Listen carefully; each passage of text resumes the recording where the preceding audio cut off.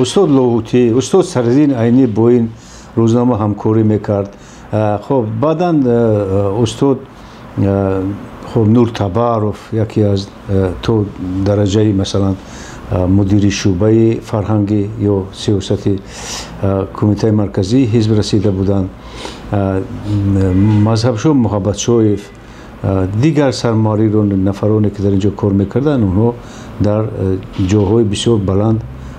کار میکردن. بعدا استاد اوتخان لطیفی یکی از ژورنالیستان خیلی هم مشهور ما، قلندرف و نظر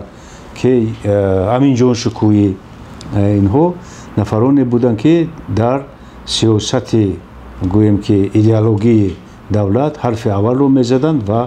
امروز نیز ما افتخار میکنیم که اونها در همین یک روزنامه بسیار با ابروی ما کار کرده بودند و به این درجه ها رسیدند. خب غیر از این روزنامه مکتب تربیه ژورنالیستان بود، ژورنالیستان کسبی، و از جمله من سال 1981 وقتی که کورس یکم رو ختم کردیم مرا به روزنامه جمهوریت فرستادند و من اولین حرفهای خب ژورنالیستیک رو از روزنامه جمهوریت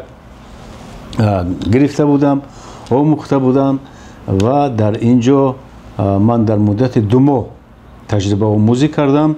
همراه یک نفر همکورسی هم سبق خودم و من فکر میکنم که من شاگردی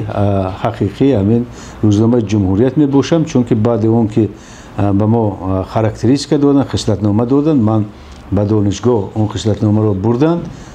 استادان به من باور کردن که این آدم در آینده ژورنالیست می شود.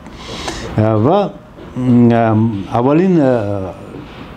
وقتی که ما به روزنامه جمهوریت رفتیم در اونجا استادان بسیار هم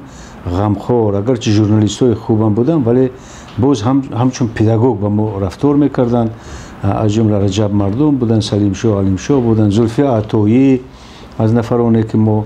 میشناختیم. خب دیگر بای بابا توردبایف و اینها بودن